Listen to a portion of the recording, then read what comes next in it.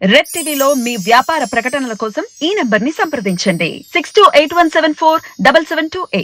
ముద్రగడ పద్మనాభం ఒక కామెంట్ చేశారు ఏంటంటే పిఠాపురం నుంచి పవన్ కళ్యాణ్ గెలిచే అవకాశాలు లేవు అని చెప్పేసి అంటున్నారు. ఆయన ఎందుకంటే అమ్మా పిఠాపురం నుంచి ఎందుకు లేదంటే ఈయన కాపులు కాపులు కాపులు అని ఆవిడ కాపు ఆడపడితే వంగా గీత పవర్ఫుల్ లీడరు. ఆవిడ మొదటి నుంచి కూడా మంచి సౌమ్యంగా గౌరవంగా ఘనంగా మాట్లాడుతుంది. ఎంపీగా ఉన్నప్పుడు కూడా చాలా విలువైన లీడర్గా ఉంది. ఆవిడ ప్రజలకు చాలా చేసింది. నువ్వు ఇవాళ ఆ భీమవరంలో పోయి అక్కడే భీమవరంలోనే నుంచుంటే అన్నా కొంచెం సింపతి ఉంటుంది. అయ్యో పోయినసారి ఓడాడు పాప రెండోసారి వచ్చాడు అని ఉంటుంది. నువ్వు అది వదిలేసి పిఠాపురంలో ఏముందని నీకేం సంబంధం పిఠాపురంలో? నువ్వు వాళ్ళ పిఠాపురానికి గెస్ట్ కాదుగా కావాల్సింది, వాళ్ళకి అందుబాటులో ఉండే నాయకుడు కావాలి, వాళ్ళకి అందుబాటులో ఉండేవాడు కావాలి. నువ్వు ఏం చేయగలవు? నువ్వు ఎన్నికలు అయిపోగానే మెడ్రాస్ హైదరాబాద్ వెళ్ళిపోతావు, ప్యాక్ చూసుకుంటావు. మళ్ళీ ఎప్పుడు గెలిస్తే గెలవకపోతే సుఖం అక్కడే ఉంటాడు, సినిమాలు చేసుకుంటాడు. సినిమాల వరకు ఈ సినిమా హీరోగా అతనికి తిరుగులేదు. బ్రహ్మాండమైన ఫాలోయింగ్ ఉంది, బ్రహ్మాండమైన ఆర్టిస్ట్గా హీరోగా నో ప్రాబ్లం. అది ఎవరైనా అంగీకరిస్తారు. రాజకీయంగా అతను పనికిరాడు, రాజకీయంగా అనర్హుడు, రాజకీయంగా ప్రజానాయకుడిగా పనికిరాని వ్యక్తిత్వం అతను. కనుక అతను ప్రజలు గుర్తించేస్తున్నారు. వంగ గీతని ఓడించగలిగే సత్తా పవన్ కళ్యాణ్కి లేదు. ఇవన్నీ అరుపులు కేకలు ఉంటాయి, సినిమా వాడు కనుక అరుపులు కేకలు ఉంటాయి. కానీ ఓటేసేటప్పుడు అలా అరుపులు కేకలు బట్టి ఓట్లు వేయరు కదా. ఈవిడైతే ఏంటి, పవన్ అయితే ఏంటి, వంగ గీత ఆవిడ మనకి ఎప్పుడు అందుబాటులో ఇన్నాళ్ళు ఉంది, ఇప్పుడు ఉంటుంది. మన ఏదైనా అమ్మాయి అని ఏదైనా ప్రాబ్లం ఉన్నా వెళ్ళి చెప్పగలం. ఈయన దగ్గరికి ఎప్పుడు వెళ్తాం? ఈయన దగ్గర ఇంటర్వ్యూకి అపాయింట్మెంటే ఉండదు. ఆయన సొంత ఎమ్మెల్యేలకి పోయినసారి ఆయన సొంత మనుషులకే లేదు ఇంటర్వ్యూ. ఏమైనా కలవదు. సినిమా హీరో కదా, మరి హీరోలకి అంతా రిజర్వ్డ్గా ఉంటే ఎంత బౌన్సర్స్ ఆయన దగ్గరికి వెళ్ళాలన్నప్పుడు 32-33 సెక్రటరీలు ఈ షోలు ఉంటాయి కదా. ఈ షోలో కామన్ మ్యాన్ ఎక్కడి నుంచి వెళ్తాడు? చూస్తారు కదా వాళ్ళు. ఈ అయ్యేది కాదు, జరిగేది కాదు. ఆవిడైతే మనకి ఏదన్నా గబుక్కుని మన ఇంటి దగ్గర అక్కనో అయ్యానో అమ్మానో వెళ్ళొచ్చు. ఈయన దగ్గరికి ఎక్కడికి వెళ్తాం? గేట్ కీపర్ తోస్తారు మన బయటికి. ఈయన ఇక్కడ ఉంటాడా? ఉండడు. ఈయన సినిమాలు చేసుకోవాలి కదా, ఉండడు. ఇవన్నీ ఆలోచిస్తారు ప్రజలు. ప్లస్ కాపు ఆవిడే కాపే. ఇంకా ఆవిడ కాపే కాకుండా బీసీలు గీసీలు అందరూ ఆవిడకి మద్దతుగా ఉన్నారు కదా. నువ్వేదో నువ్వు ఒక కాపు ప్రతినిధిగా నువ్వు ప్రజల ముందు ఆమోదం పొందుంటే అది వేరే విషయం. నువ్వు ప్రజల ముందు ఆమోదం పొందాల. కాపులకు అన్యాయం చేసిన వాడిగా ఉన్నావు. కాపులను తీసుకెళ్లి చంద్రబాబు కాళ్ళ దగ్గర కూర్చోబెట్టిన ఒక ద్రోహిలాగా ఉన్నావు వాళ్ళు. ముద్రగడ పద్మనాభాన్ని చంద్రబాబు ఒక కాపు నాయకుడిగా ఆయన చేస్తే ఆయన అంత అవమానించి ఆయన కుటుంబం మొత్తాన్ని పోలీస్ స్టేషన్ తీసుకెళ్లి అవమానించి కిందపరిచి ఆఖరికి ఆయన సూసైడ్ చేసుకుని అన్నాని మాటలు ఆ కుటుంబాన్ని ఆడవాళ్ళని కూడా అన్ని చంద్రబాబు పీరియడ్లో. అప్పుడు ఏమైపోయావు నువ్వు? అప్పుడు ఒక్క మాట మాట్లాడుంటే ఇవాళ నువ్వు కాపు నాయకుడు అని మాట్లాడు. వంగవీటి రంగా చనిపోయినప్పుడు ఏం మాట్లాడారు? చంద్రబాబు కదా వంగవీటి రంగా చనిపోయింది, చావు కారణం. మరి అప్పుడు ఏమైపోయావు? మాట మాట్లాడలేదు, అప్పుడు లేవు చిన్నపిల్లాడివి. ఇప్పుడు ఇది అయితే నువ్వు మొన్న 14 నుంచి 19లోనే కదా ముద్రగడ పద్మనాభం విషయం. ఆ రోజు నీ గొంతు ఏమైంది? ఏనాడు నువ్వు కాపుల గురించి మాట్లాడలా, ఏనాడు కాపుల కోసం నడుము బిగించలా. ముద్రగడ కాపుల కోసం నడుము బిగించాడు, అవమానాలు పడ్డాడు ఆయన. నువ్వేనాడు అది పడలేదే, నువ్వేనాడు వాళ్ళ కోసం నడుము కట్టలేదే. ఇవాళ వచ్చి నేను కాపుని, కాపుకి రాజ్యం అంటే ఎట్టా? నువ్వు కాపు నాయకుడిగా కాదు, నువ్వు కాపుల ప్రతినిధిగా వాడు గుర్తించట్లేదు. నేను కాపు ద్రోహిగా చూస్తున్నాను, ఆవిడ్ని కాపు ఆడుపుగా చూస్తున్నాను. సో అక్కడ అసలు గెలవడం కూడా చాలా అసాధ్యం. అండ్ ఇప్పుడు రోజా విషయానికి వస్తే, రోజా బుక్ రంగుల ప్రపంచం నుంచి రాజకీయాల్లోకి అంటే ఒక పేరుతో ఒక మూవీ ఒక బుక్ రిలీజ్ అయింది. దాని గురించి మీరేమంటారు? ఏముందమ్మా, జయలలిత కూడా రంగుల ప్రపంచం వచ్చి రాజకీయాల్లోకి, చాలామంది వచ్చారు రంగుల ప్రపంచం రాజకీయాల్లోకి.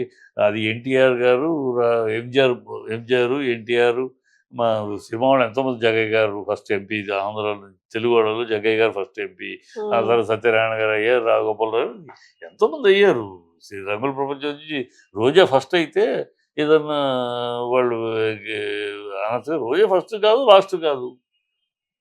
అమ్మాయి రంగుల ప్రపంచం వచ్చింది రాజకీయాలకి. ఏంటంటే ఆమె రాజకీయ జీవితాన్ని విమర్శించాలని ఆ గత జీవితానికి వెలిగితే అలా అలా కెలకాలంటే గత జీవితం చాలా మందికి చాలా దౌర్భాగ్య జీవితాలు ఉంటాయి. అది ఆడపిల్ల జీవితంలో కెలకాల సినిమాల్లో ఉంది కనుక ఏదైనా మనం కెలికి చేయొచ్చు అనుకుంటే తప్పు. అది తప్పు. మీరు రాజకీయంగా చెప్పండి. రాజకీయంగా ఆవిడ ఈ తప్పు చేసింది, మంత్రిగా ఈ పని చేయలేకపోయింది, ప్రజలకి ఈ ఆవిడ వల్ల ఆవిడ చర్య మంత్రిగా ఆవిడ చర్యల వల్ల లేదా ఎమ్మెల్యేగా ఆవిడ చర్యల వల్ల ఈ చెడు జరిగింది చెప్పండి. అది విమర్శించదు. అంతేగాని ఎప్పుడో 30 ఏళ్ల క్రితం ఆవిడ ఎవరితోటో కాఫీ పోయింది, వాళ్ళతో ఎవరితో కూర్చుని మాట్లాడింది, ఆల్ దిస్ నాన్సెన్స్. ఆడపిల్లల జీవితంలో కావాలని అలాగ అసభ్యంగా ఆడపిల్లలు టార్గెట్ చేయాలనుకుంటే ప్రజలు అసహించుకుంటారు. ఎందుకంటే అది రాజా అవ్వచ్చు, ఎవరైనా అవ్వచ్చు, ఎవరైనా బడి ఇప్పుడు అయిపోయింది. సినిమా కెరియర్ నుంచి వచ్చేసింది రాజకీయాల్లో. రాజకీయాల్లో వాట్షీ రాజకీయాల్లో ఏం చేసింది, మంత్రి పదవి ఏం చేసింది అవి మాట్లాడండి.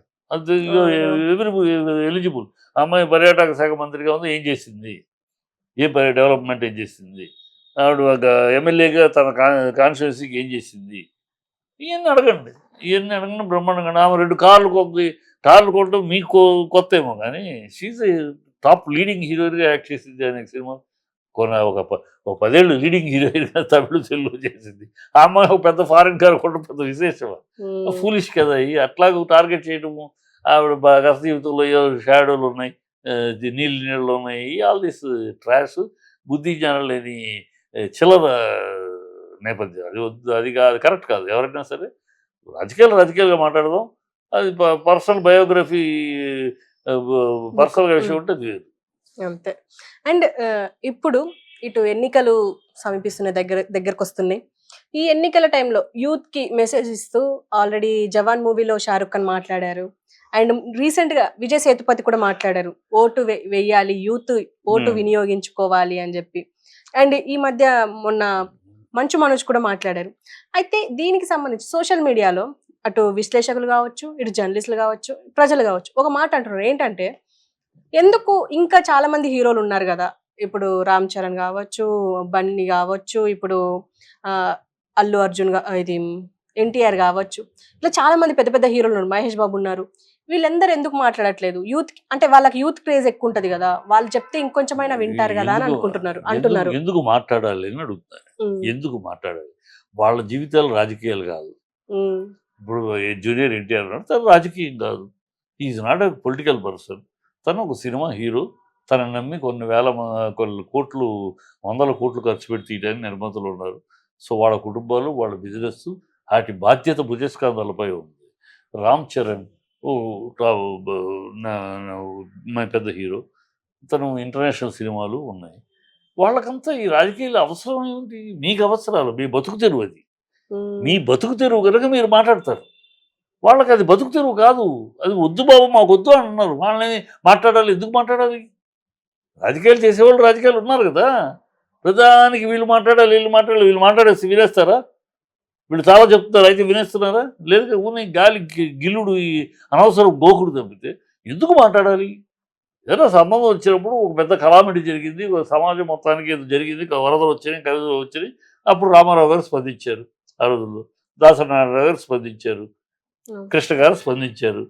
అలాంటి ప్రజలకి ఒక ఇది జరిగినప్పుడు, వరద బీభత్సం, కరువు కాటకాలు వచ్చినప్పుడు, రొటీన్ లైఫ్లో, రెగ్యులర్ లైఫ్లో వాళ్ళు దే ఆర్ నాట్ పొలిటీషియన్. వాళ్ళు మాట్లాడతారు. వాళ్ళు సినిమాల గురించి అడిగితే సినిమాల గురించి చెప్తారు కావాలంటే, అయితే మాట్లాడతారు. కావాలంటే ఇండస్ట్రీ గురించి, ఇండస్ట్రీ బాగోగుల గురించి, ఇండస్ట్రీ కావాల్సిన మంచి గురించి, ప్రభుత్వం ఇండస్ట్రీకి చేయాల్సిన అవసరాల గురించి కావాలంటే మాట్లాడుతూ వెళ్తున్నారు, కలుస్తున్నారు, మాట్లాడుతున్నారు కదా.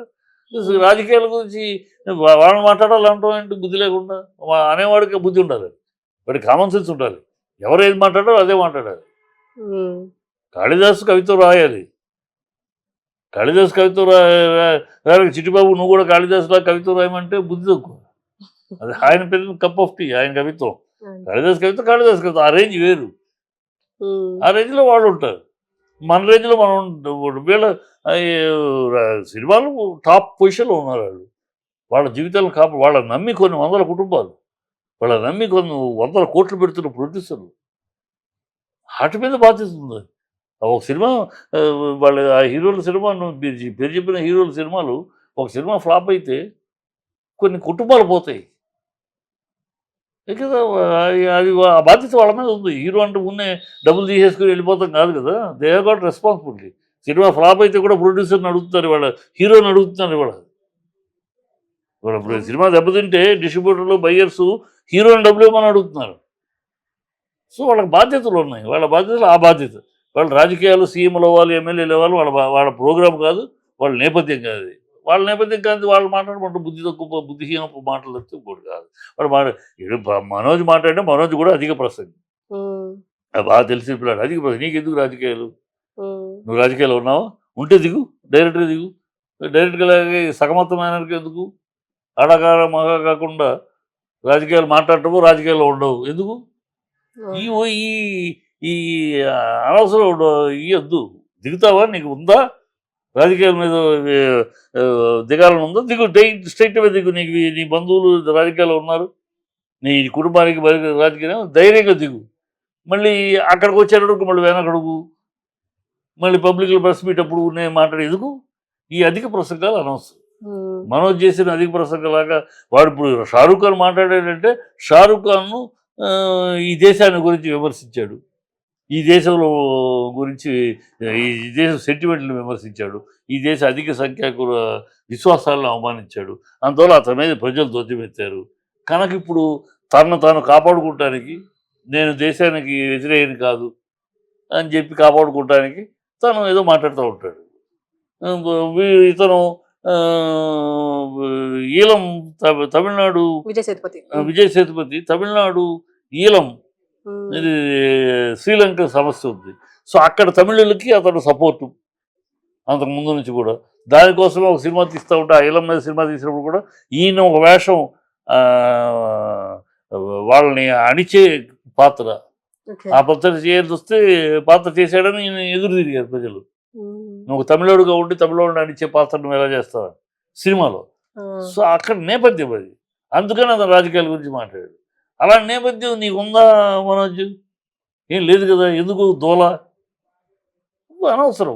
ఎవరు నేపథ్యం వాళ్ళది, ఎవరు రెస్పాన్సిబిలిటీస్ వాళ్ళవి, వాళ్ళు చూస్తున్నాం.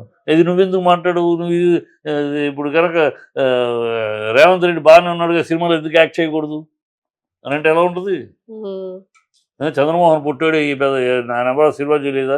సో రేవంత్ రెడ్డి కూడా బాగానే మాట్లాడతారు, సినిమాలో యాక్ట్ చేస్తే ఎందుకు చేయట్లేదు అని అడిగితే ఎలా ఉంటుంది? అసహ్యంగా ఉంటుంది. అట్లాగే ఎవరి పని వాళ్ళది. వాళ్ళు హీరోలు, their responsibility is different, their life is different, their profession is different, their aims and goals are different.